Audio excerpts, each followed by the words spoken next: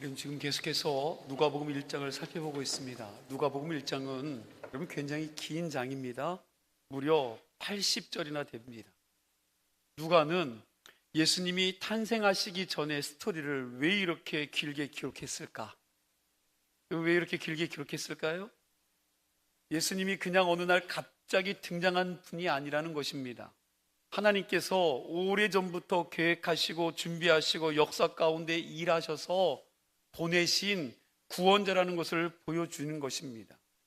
하나님께서 어떻게 세상을 구원하시는지, 그리고 그 구원의 역사를 위해 어떤 사람들을 준비시켜 주시는지 보여주시기 위해서라는 거예요. 누가복음 1장에는 네 사람이 등장을 합니다. 이미 살펴본 대로 제사장 사가랴와 그의 아내 엘리사벳, 그리고 그 가정에서 태어날 누구요? 세례 요한이 나옵니다. 그리고 또 한 사람, 하나님의 아들 예수 그리스도를 잉태한 누구예요? 마리아가 나옵니다. 하나님께서는 이 네 사람의 이야기를 통해 앞으로 오실 예수님이 누구신지를 보여주고 계십니다. 오늘 본문은 그 가운데 두 여인이 만나는 거죠. 여러분, 두 임산부의 만남을 기록하고 있습니다. 그런데 이 만남은 단순한 만남이 아니요, 성령이 역사하시는 만남이요, 말씀이 살아 움직이는 만남이라는 거예요. 그리고 하나님의 말씀이 확인되는 은혜의 만남이며 흔들리는 믿음이 회복되는 믿음이라는 사실입니다. 바라기는 오늘 말씀을 통하여 하나님께서 우리들의 만남 가운데에서도 이런 은혜를 부어주시기를 간절히 축복합니다. 오늘 본문을 보면 마리아가 급히 유대 산골로 갑니다. 그런데 여러분, 왜 그곳으로 갔을까요? 자, 유대 산골로 갔다는 거예요. 그런데 왜 간 겁니까? 누구를 만나기 위해서? 엘리사벳을 만나기 위해서입니다. 여러분, 생각해 보세요. 마리아가 천사를 통해서 엄청난 하나님의 말씀을 받아들였지요. 내게 성령으로 네가 잉태하여 하나님의 아들을 낳을 것이다. 여러분, 그 말씀을 들을 때는 마리아에게 큰 은혜가 임했습니다. 그리고 그가 큰 은혜를 받았어요. 그래서 주의 여종이 말씀대로 내게 이루어지리다 라고 고백하며 여러분, 순종하기로 결단하고 그 말씀을 받았습니다. 그런데 천사가 떠나고 혼자 남게 되니까 마음이 어땠을 것 같아요?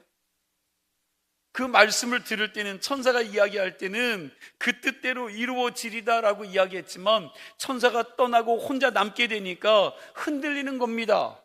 야, 이게 진짠가? 이게 맞는 건가? 내가 잘못 들은 건 아닐까? 앞으로 내가 어떤 일들이 일어날지, 여러분, 이게 시간이 지나니까 이 마리아가 현실로 자기의 입장이 다가오는 거지요. 현실을 생각해 보니까 이만저만 여러분 큰일이 아닌 거죠. 정혼한 요셉은 어떡합니까? 친정 식구들과 시댁 어르신들, 그리고 이웃들, 여러분, 그들의 보일 반응은 두 번째로 치고, 그럼 마리아 본인조차도 몹시 혼란스럽고 고민이 되는 거예요. 사람들이 나를 어떻게 볼까? 사람들이 나를 어떻게 생각할까? 두려움이 그에게 밀려오는 것입니다. 우리도 그렇지 않습니까? 예배 시간에 은혜 받았습니다. 말씀을 들으면서 눈물도 흘리고 그 말씀이 내 말씀으로 받아들여지고 그 말씀을 통해서 힘을 얻고 결단하죠. 하나님, 내가 한 주간도 이 말씀 붙들고 살겠습니다. 제가 이제는 주님 뜻대로 좌로나 우로나 치우치지 않고 하나님의 말씀을 붙들고 가겠습니다 라고 고백을 했습니다. 그런데 예배당 문을 열고 현실 속으로 딱 들어가면 그럼 그 마음이 어디 간지 모르게 또 흔들리지 않습니까? 환경이 보이고 머리로는 계산이 되고 사람들의 말이 들리기 시작합니다. 기도할 때는 믿음이 생기는데 현실을 만나 그 안에 들어가니까 뭐가 생겨요? 두려움이 우리의 현실을 기다리고 있는 거죠. 마리아도 똑같았습니다. 믿음 없는 사람만 흔들린 것이 아닙니다. 믿음 좋은 사람도 흔들릴 수 있습니다. 그런데 중요한 것은 흔들리지 않는 사람이 되는 것이 아니라, 여러분, 흔들릴 때 누구를 찾아 어디로 가는가입니다. 마리아는 이 흔들리는 마음을 가지고 어떻게 했습니까? 엘리사벳에게 갔습니다. 왜 엘리사벳을 찾아갔을까요? 천사가 전해준 말이 그에게 임했기 때문에, 하나님의 말씀이 그에게 기억이 된 거죠. 누가복음 1장 36절 말씀입니다. 보라, 내 친족 엘리사벳도 늙어서 아들을 배웠느니라. 본래 임신하지 못한다고 알려지니가 이미 6달이 돼. 여러분, 하나님께서 이미 엘리사벳을 통해서 믿음의 증거를 부어주었다고 전해준 거죠. 그래서 마리아는 이 말씀을 기억하고 자기 문제를 가지고 성령 충만한 누구를 찾아가요? 엘리사벳을 찾아간 겁니다. 여러분, 내 인생에 엘리사벳 같은 사람이 있다는 것은 큰 복입니다. 신앙생활 하다 보면 흔들릴 수 있습니다. 그리고 흔들릴 때가 있어요. 그때 누구를 만나느냐가 너무나도 중요합니다. 인간적이고 세상적인 사람을 만나면 오히려 더 복잡해지는 거죠. 야, 현실적으로 너 너무 심하지 않냐? 너 심하다고 생각하지 않아? 야, 그게 어떻게 가능해? 말도 안 되는 소리지. 너만 손해본다고? 웃기는 소리 하지 마. 여러분, 이런 말들이 막 우리 안에 들려지면요, 흔들리는 거죠. 그러나 믿음의 사람은 좀 다릅니다. 하나님의 관점으로 이야기를 합니다. 무엇을 보아도 말씀으로, 여러분, 그것들을 꿰뚫어 보고 말씀으로 위로하고 기도해주고 믿음을 세워주는 거죠. 그래서 신앙생활 잘 하려면 주변에 믿음의 사람들이 있어야 된다는 거예요. 한번 생각해 보세요. 여러분들의 주변에 믿음의 사람이 있으십니까? 여러분, 어려움 당할 때 누구를 찾아가세요? 세상적으로 힘이 있는 사람, 세상적으로 이 문제를 해결해 줄 사람을 찾아갑니까? 아니면 하나님을 더 가까이 하는 사람을 찾아가십니까? 마리아는 잘 생각해 보세요. 부모를 먼저 찾아가지 않았습니다. 그리고요, 약혼자인 요셉에게도 먼저 가지 않았어요. 오늘 마리아는 믿음의 사람 엘리사벳에게 갔습니다. 그리고 그 만남이 축복의 만남이 된 줄로 믿으시기 바랍니다. 저와 여러분들도 기도해야 돼요. 하나님, 내 인생에서도 엘리사벳 같은 믿음의 사람을 붙여주시옵소서. 내가 흔들리고 어려울 때, 내가 낙심될 때 하나님, 엘리사벳 같이 믿음이 있는 자를 붙여주셔서 넘어지지 않게 해주십시오. 그리고 거기서 한 걸음 더 나아가야 돼요.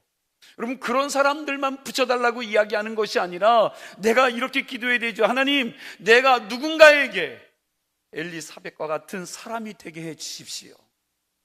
여러분, 그런 사람 되고 싶지 않습니까? 저는 그런 사람이 되고 싶어요. 내가 위로할 사람들도 찾아가야 되지만 누군가 나에게 찾아왔을 때 그 사람을 말씀으로 위로하고 올바른 길을 제시하고 함께 여러분 그 기쁨을 나눌 수 있는 사람이 되어지기를 원합니다. 그래서 여러분들의 인생의 믿음의 증거들이 나타나고 찾아오고 싶은 믿음의 선배들이 다 되시기를 소망합니다.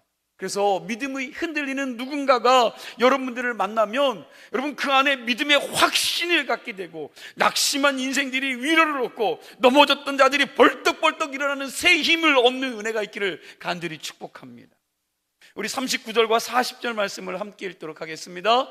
이때 마리아가 일어나 빨리 산골로 가서 유대 한 동네에 이르되 사가랴 집에 들어가 엘리사벳에게 문안하니. 자, 여기 말씀을 보면 마리아가 급히 어디로 갔대요? 유대 산골로 갔다고 했습니다. 여러분, 이 길이 쉬운 길이 아니에요. 여러분, 기록에 보면 나사렛에서 유대 산까지 직선거리만 해도 70km에서 80km가 된다고 그럽니다.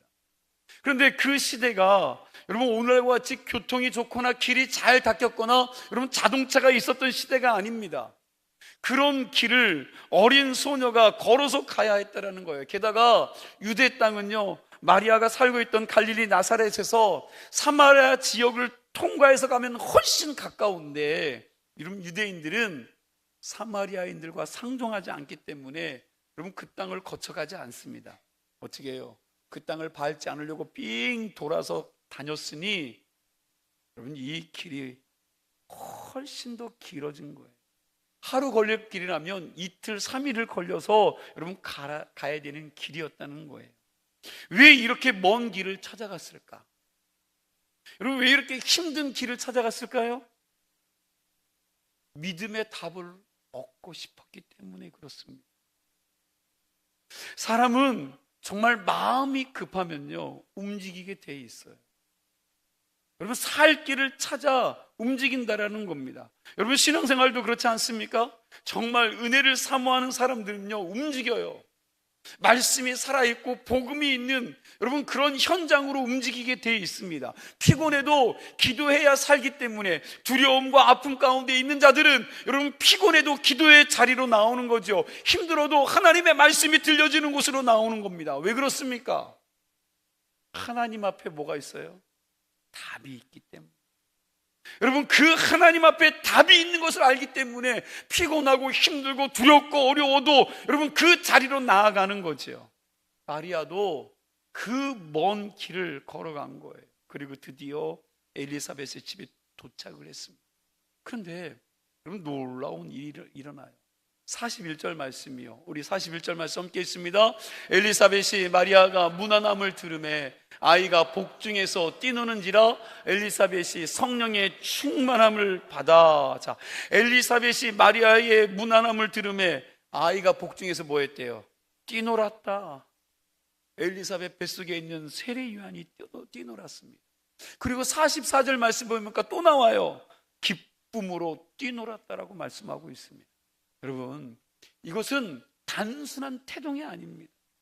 성령의 역사지요. 저는 이 말씀을 묵상하면서 이런 생각이 들었습니다. 아직 태어나지도 않은 이 세례 요한이 자기보다 뒤에 태어날 예수님을 먼저 알아본 것입니다. 아, 내 인생의 주인 되시는 분이 여기 오셨구나. 주님이 오셨구나. 그러면서 뱃속에서 뭐 했어요? 기뻐 뛰노른 겁니다. 그럼 얼마나 은혜스럽습니까? 세례 요한은요, 나중에 광야에서 예수님을 알아보고 보라, 세상 죄를 지고 가는 하나님의 어린 양이로다라고 외칠 사람이 세례 요한 아닙니까? 그런데 그 사명을 어디서부터? 태중에서부터, 뱃속에서부터 감지한 거예요. 성령의 역사는 인간의 계산보다 빠릅니다. 인간의 이상보다 먼저 영혼이 반응하시는 것입니다. 그리고 41절에 계속 보면 복중에 세례 요한과 더불어 엘리사벳도 뭐 했대요? 성령 충만을 받았다고 말씀하고 있어요. 성령의 충만함을 받은 이 엘리사벳은요, 깜짝 놀랄 만한 소리를 외칩니다. 여러분, 그게 42절이에요. 우리 42절 말씀 함께 있습니다. 42절입니다. 큰 소리로 불러 이르되 여자 중에 내가 복이 있으며 내 태중에 아이도 복이 있도다. 아멘. 여러분, 아주 놀라운 장면 아닙니까? 엘리사벳은 마리아가 임신한 사실을 몰랐습니다. 그런데 어떻게 마리아를 보자마자 이렇게 말할 수 있었을까요? 바로 성령께서 알려주신 거예요. 여기서 더 중요한 것은 그 다음입니다. 엘리사벳이 이 사실을 어떻게 해석했느냐는 거예요. 만약 여러분 인간적인 사람 같으면 이렇게 말하지 않았을까요? 아니, 결혼도 안 한 처녀가 어떻게 애를 가져? 야, 너 못된 짓 한 거 아니야? 야, 큰일 났다. 너 사람들이 알면 어떡하냐? 여러분, 그렇게 이야기하지 않았겠습니까? 나이 많은 친척 어른으로서 어쩌면 어린 마리아에게 이렇게 말했을 수도 있어요. 그러나 엘리사벳은요, 자기의 인간적인 생각을 덧붙여 함부로 충고하거나 정죄하지 않았다는 거예요. 오히려 엘리사벳은 성령 충만해서 성령 안에서 이 일을 해석합니다. 그래서 42절에 보니까 여자 중에 내가 뭐가 있어요? 복이 있도다. 복이 있다라는 거예요. 여러분, 성령 충만한 사람은 사람을 함부로 정죄하지 않습니다. 눈에 보이는 대로 판단하지 않고 하나님의 경륜과 섭리 안에서 하나님이 하시고자 하는 것이 무엇인지를 깊이 있게 생각하며 하나님의 뜻을 구합니다. 그런 사람이 사람을 세우고 믿음을 세우는 줄로 믿습니다. 그래서 여러분, 은사보다 더 중요한 게 있어요. 여러분, 은사가 아무리 많으면 뭐합니까? 믿음의 인격이 안 됐는데. 여러분, 믿음의 인격이 안 된 자에게 은사를 주면 그 은사를 가지고요, 교회를 어떻게 해요? 쑥대밭 만드는 거예요. 교인들을 낙심시키고 시험 들게 하고 힘들게 하는 겁니다. 그래서 여러분, 은사보다 더 중요한 건 믿음의 인격이요, 능력보다 중요한 것은 겸손입니다. 자기 생각이 강한 사람은 하나님의 일도 자기 생각대로 판단하고 자기 방식대로 왜곡합니다. 여러분, 더 나아가 자기 판단을 가지고 그것이 하나님의 음성인 양, 하나님이 이렇게 말씀하셨어 하고 그러면 이야기를 하죠. 떠들고 다닙니다.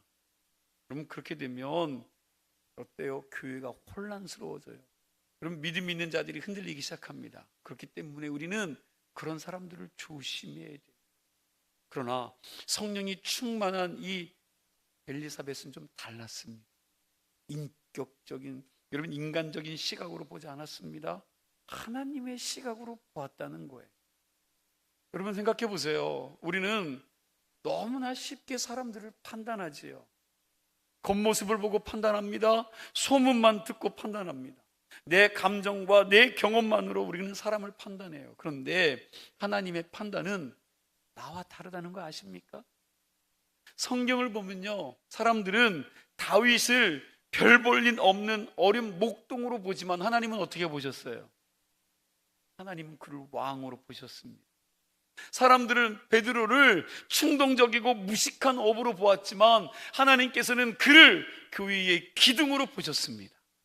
사람들은 십자가를 실패라고 보았지만 하나님은 구원의 승리로 만드신 줄로 믿으시기 바랍니다. 그러므로 우리는 하나님이 하시고자 하는 일이나 그 일에 쓰임받는 사람들을요, 함부로 너무 쉽게 판단하지 말아야 된다는 거예요. 사람들이 임신한 처녀 마리아를 보고 각자 얼마나 많은 판단을 했겠습니까? 함부로 비웃고 뒤에서 별의별 이야기들을 속삭였을 것입니다. 사람들이 그렇게 말하고 생각하는 기준이 뭡니까? 변함이 없어요. 자기 생각이에요, 자기 생각. 그런데 하나님은 마리아에게 뭐라고 말씀하셔요? 지난 시간에 나누었지요? 은혜를 받은 자라고 말씀. 하나님께서는 마리아를 은혜 받은 자라고 말씀하셨습니다. 성도 여러분, 누구의 판단이 맞습니까? 당연히 하나님의 판단이 맞는 거예요. 내 눈에 이해 안 되는 사람도 하나님의 특별한 계획 속에 있음을 믿습니다. 그래서 기도하지 않고 사람 함부로 판단하면 안 돼요. 성령의 눈으로 봐야 합니다. 저도 이 말씀을 깊이 묵상하며 회개했습니다. 우리도 그동안 내 생각으로 사람 판단한 적이 참 많습니다. 그러나 여러분, 하나님은 오늘 우리에게 말씀하십니다. 네 생각보다 내 생각이 더 높다. 측량할 수 없을 만큼 크신 하나님 생각 앞에 나의 좀 어리석은 판단들을 꺾어 내려놓을 수 있기를 간절히 소망합니다. 45절입니다. 주께서 하신 말씀이 반드시 이루어지리라고 믿는 그 여자에게 복이 있도다. 자, 마리아가 왜 복이 있습니까? 시집을 잘 가서요? 오늘 마리아에게 돈이 많았습니까? 아니죠. 그러면 여러분, 세상적으로 성공한 사람입니까? 그것도 아닙니다. 하나님의 말씀을 믿었기 때문에 그래요. 성경이 말하는 복은 세상과 다릅니다. 여러분, 늘 말씀드렸잖아요. 세상은 돈 많으면 복이라고 이야기합니다. 성공했다고 이야기해요. 사람들이 보기에 의리의리한 큰 집에서 살 때 그는 복받은 사람이라고 이야기합니다. 높은 자리에 가서 떵떵거리고 사람들을 지시하고, 여러분, 사람들을 마음대로 부리는 사람을 성공했다고 이야기하고 복받았다고 이야기합니다. 그러나 하나님은 말씀을 믿는 사람이 복이 있다고 말씀하시는 줄로 믿으시기 바랍니다. 하나님의 말씀이 있는 자. 아브라함도요, 하나님의 말씀을 믿고 끝까지 따랐기에 복의 근원이 되었습니다. 모세도 끝까지 그 말씀에 순종하고 그 말씀 붙들며 사명 감당했기에 하나님께서 그를 쓰셨습니다. 여호수아도 모세 뒤를 이어 두렵고 떨리는 마음으로 끝까지 그 말씀을 붙들었기에 주어진 사명을 잘 감당한 줄로 믿으시기 바랍니다. 다윗 또한 그 말씀 붙들고 살았기에 그가 왕이 된 거예요. 여러분, 진짜 강한 사람이 누구예요? 진짜 강한 사람이 누구예요? 그럼 백이 든든하고 환경이 좋은 사람입니까? 아니지요. 말씀 붙들고 버티는 사람이에요. 병들어도 하나님의 말씀을 붙드는 사람, 실패했어도 그 말씀을 붙들고 사는 사람, 여러분 눈물 흘리면서 말씀 붙들고 기도하는 사람, 넘어져도 다시 일어나서 그 말씀 붙들고 일어나는 사람, 끝까지 하나님을 신뢰하는 그 사람이 복이 있는 사람인 줄로 믿습니다. 그런 사람이 강한 사람입니다. 그래서 믿음으로 사는 사람이 강한 사람이고 복이 있는 사람이라는 거예요. 제가 아는 한 권사님이 여러분 한평생을 참 힘들게 사셨어요. 남편이 사업을 했는데 그 사업이 쫄딱 망했습니다. 있던 재산 다 날려버렸어요. 그리고 자식들이 좀 번듯하게 살았으면 좋겠는데 자녀들 또한 문제가 많았어요. 얼마나 많은 문제를 일으키는지. 그런데 늘 그 권사님이 하시는 말씀이 있었어요. 목사님, 하나님이 살아계시니까 결국은 괜찮아질 것입니다. 여러분 늘 만나면 권사님 괜찮으세요? 예, 목사님 괜찮습니다. 살아계신 하나님이 내 편이니까 결국은 괜찮아질 겁니다. 여러분 그 말은 정말 많이 하시며 살았습니다. 그런데 세월이 지나서 여러분 그 집안을 보니까 정말로 무너지지 않아요. 하나님이 함께 하셨습니다. 살아계신 하나님께서 말씀 붙들고 기도하는 그 믿음의 사람이 있었기에 여러분 그 집안, 그 가정을 붙드신 줄로 믿으시기 바랍니다. 그 하나님께서 권사님의 그 믿음을 보시고요, 그 집을 붙들어 주신 거예요. 여러분 성경은 말합니다. 하나님을 사랑하는 자 곧 그 뜻대로 부르심을 입은 자들에게는 모든 것이 뭐해서 협력하여 선을 이루어 가십니다. 믿으십니까? 여러분 제 평생 정말 사랑하는 말씀, 하나님께서 모든 것들을 협력해서 아픔도 어려움도 고난도 고통도 기쁨도 은혜도 여러분 그 모든 것들을 다 협력해서 가장 선한 것을 이루어 가신다는 거예요. 이 말씀을 붙들면 절망 속에서도 여러분 살아나는 거죠. 의인은 7번 넘어질지라도 다시 일어난다는 이 말씀을 붙들면 실패 속에서도 다시 일어서게 돼 있는 겁니다. 믿음을 가지고 내 처한 현실보다 하나님의 약속을 더 크게 볼 줄 아는 사람, 그리고 그 약속을 끝까지 붙드는 사람은 살아계신 그 하나님께서 그 믿음을 보시고 반드시 하나님의 역사를 나타내 보여주실 줄로 믿습니다. 여러분 세상은 자꾸 여러분과 저에 보고 계산하라, 계산. 야 계산해봐, 그게 맞는지. 계산해봐, 그렇게 될 것인지. 그러나 믿음은 우리에게 순종을 요구해요. 세상은 끊임없이 계산해보라고 이야기하지만 여러분 성경의 믿음의 사람들과 믿음은 순종을 요구합니다. 마리아는 생각해 보세요. 계산하면 순종할 수 없는 상황이에요. 말씀을 믿고 순종할 줄로 믿으세요. 그래서 여러분 그 여인을, 마리아를 뭐라고 그래요? 복 있는 복된 여인이 된 겁니다. 엘리사벳의 말을 듣고 이렇게 낙심했던 마리아가요 완전히 달라져요. 고민 많고 두려움이 있고 떨렸던 그 마음이 완전히 달라집니다. 두려움과 불안했던 이 마음들이 사라지고 그 안에 믿음의 확신이 생기는 거예요. 그리고 여러분 하나님을 찬양하기 시작합니다.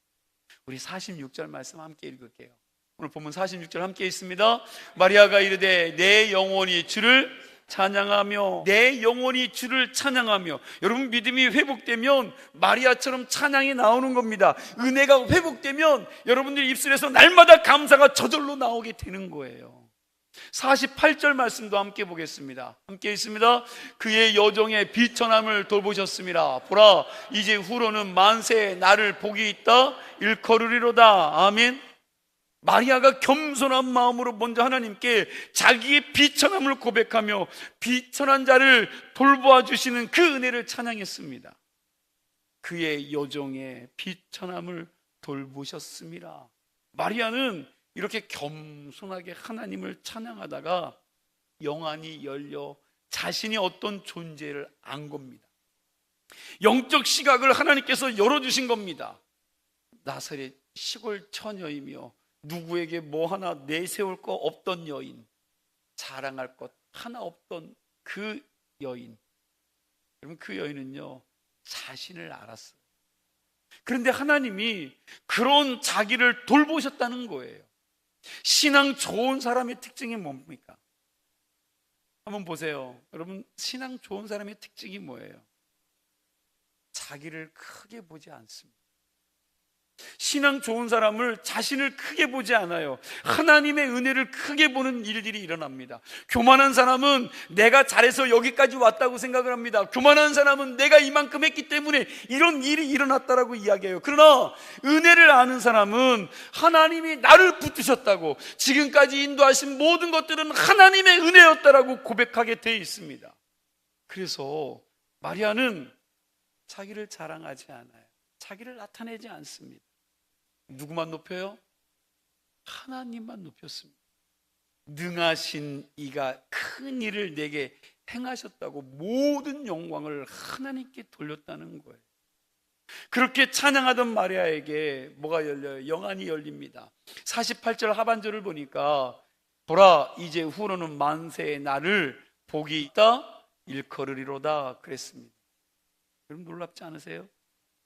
시골 처녀가 하나님께서 그의 영적인 눈을 띄워주셔서 미래를 보고 있습니다. 하나님의 은혜 가운데 영적인 눈이 열린 겁니다. 하나님이 우리에게도 이런 은혜를 주셨으면 좋겠습니다. 우리는 그저 눈에 보이는 현실만 보며 낙심할 때가 많습니다. 그러나 하나님의 계획을 보면 소망이 생깁니다. 지금은 이해가 안 되는 일이지만 하나님은 그 일을 통해서 우리의 미래를 준비하시고 계획하신다는 사실입니다. 그래서 우리는 현실보다 하나님의 약속을 더 믿어야 돼요. 하나님이 우리의 영적인 눈을 열어주시기를 축복합니다. 내 삶 속에 역사하시는 그 하나님을 보게 하시고 앞으로 인도해 가실 그 하나님 은혜를 믿게 되기를 간절히 축복합니다. 그리고 마리아는요, 예수 그리스도 통해서 이루어질 하나님의 공의와 사랑에 충만한 그 세상을 기대하며 이루어지기를 소망한 거예요. 그리고 51절에서 53절까지 말씀 뜻을 생각하면서 함께 있습니다. 그의 팔로 힘을 보이사 마음의 생각이 교만한 자들을 흩으셨고 권세 있는 자를 그 위에서 내리치셨으며 비천한 자를 높이셨고 줄이는 자를 좋은 곳으로 배부르셨으며 부자는 빈손으로 보내셨도다. 아멘. 여기 보니까 마리아는 하나님의 공의를 찬양합니다. 교만한 자를 흩으시고 권세 있는 자를 내려치시고 비천한 자를 높이신다고 말씀하고 있어요. 왜 이런 찬양을 합니까? 왜요? 하나님 나라가 어떤 나라인지를 알았기 때문에 그래요. 하나님 나라는 힘이 있는 사람들이 잘 사는 나라가 아닙니다. 약한 자도 함께 살아가는 나라입니다. 가난한 자들을 돌보는 나라입니다. 억울한 자들의 눈물을 외면하지 않는 나라가 하나님 나라인 줄로 믿습니다. 저는 우리 교회가 그랬으면 좋겠습니다. 아니, 이 땅에 있는 모든 교회가 그랬으면 좋겠습니다. 힘 있는 사람 편만 드는 곳이 아니야. 상처 입은 자들을 감싸 안고 연약한 자들을 세워주고, 그리고 예수님이 오신 그 뜻이 이 땅에 이루어지도록. 그럼 예수님이 왜 오셨어요? 죄인을 살리기 위해, 구원하기 오신 줄로 믿습니다. 그래서 우리도 하나님의 공의를 품고 살아야 됩니다. 내 가족이 잘 되는 것만 구하는 신앙이 아니라 이 땅에 하나님의 사랑과 하나님의 정의가 이루어지기를 기도하는 신앙이 되어야 될 줄로 믿습니다. 그리고 마리아는요, 하나님의 구원이 온 열방에 이루어지기를 원하는 찬양을 했습니다. 55절입니다. 우리 55절 말씀 함께 있습니다. 우리 조상에게 말씀하신 것과 같이 아브라함과 그 자손에게 영원히 하시로다 하니라. 여러분, 우리 조상에게 말씀하신 것과 같이 아브라함과 그 자손에게 영원히 하시리로다 라고 그랬는데, 하나님은 오래전에 아브라함에게 약속을 하셨어요. 세상을 구원할 예수님, 여러분, 이 예수님이 아브라함의 후손으로 이 땅에 오실 것을 계획하셨습니다. 그래서 마태복음 1장 1절에 보니까 아브라함과 다윗의 자손 예수 그리스도의 계보라라고 시작하죠. 그리고 내 씨를 통해서 모든 민족이 복을 받을 것이다, 그렇게 말씀하셨는데 그 약속이 지금 이루어지고 있는 겁니다. 마리아는 자기 한 사람만 보고 있지 않았습니다. 하나님 나라 전체를 보았고요, 예수 그리스도를 통해서 온 세상이 구원받을 것을 바라보고 있는 거예요. 이 세상에 있는 모든 민족, 모든 족속이 예수 그리스도를 통해서 구원받을 날을 기대하는 겁니다.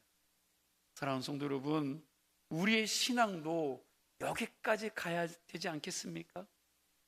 나 하나 복받는 신앙에서 끝나면 안 돼요. 하나님 나라를 바라볼 수 있어야 됩니다. 복음이 흘러가야 합니다. 내 삶을 통해서 누군가가 예수님을 알게 되어야 된다는 것입니다. 이것이 믿음으로 살아가는 신앙인의 삶인 줄로 믿으시기 바랍니다.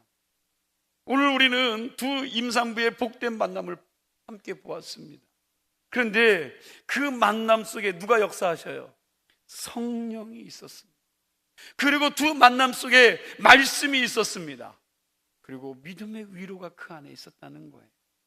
마리아는 흔들리는 믿음을 가지고 갔지만 돌아올 때는요, 하나님을 찬양하는 사람이 되었습니다. 여러분도 혹시 지금 믿음이 흔들리고 계시지 않습니까?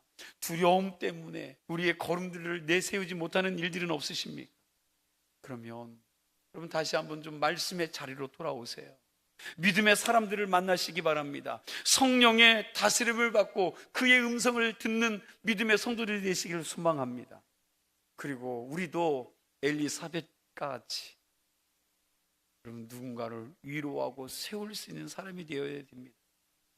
살리는 사람, 믿음을 세워주는 사람, 정죄보다 위로를 주는 사람, 사람을 하나님의 시각으로 바라보는 믿음이 되시길 간절히 소망합니다. 그리고 우리의 삶을 통해서 예수 그리스도의 구원의 복음이 온 세상에 좀 흘러가게 하세요. 우리가 이런 신앙을 추구하며 살아야 됩니다. 저는 아직도 이 땅의 소망은 교회이고 성도라고 믿습니다. 여러분과 제가 이것들을 좀 흘려보내는 자들이 되었으면 좋겠습니다. 이제 말씀을 마무리합니다. 우리의 만남 속에는 하나님의 말씀이 들려지는 은혜가 있기를 바라고요, 우리의 만남 가운데 성령께서 함께 해주시는 은혜가 있기를 소망합니다. 그리고 한 걸음 더 나아가서 우리의 삶 전체가 하나님의 은혜를 찬양하는 인생들이 되시기를 주의 이름으로 간절히 축원합니다.